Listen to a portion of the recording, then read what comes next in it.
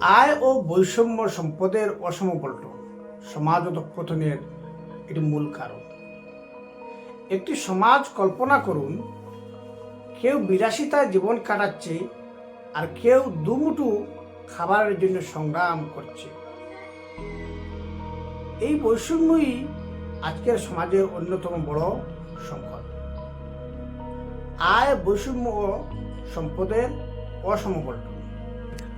আয় বৈষম্য বলতে বোঝায় সমাজের এক অংশের হাতে অধিক সম্পদ জমা হওয়া, অন্যদিকে বড় একটি অংশ দারিদ্র্যের মধ্যে আটকে থাকা।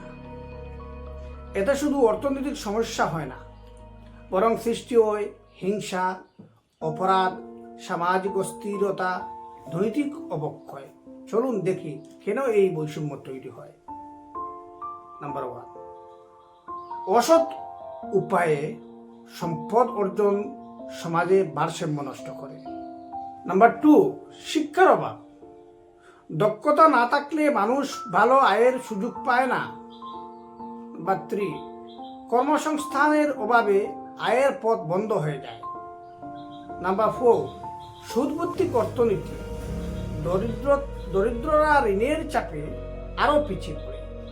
নাম্বার 5, সম্পদ কেন্দ্রীকরণ। কিছু লোক বা প্রতিষ্ঠানের হাতে অধিক সম্পদ জমা হওয়া।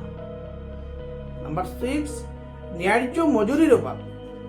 শ্রমের যথাযথ মূল্য না পেলে বৈষম্য বাড়ে।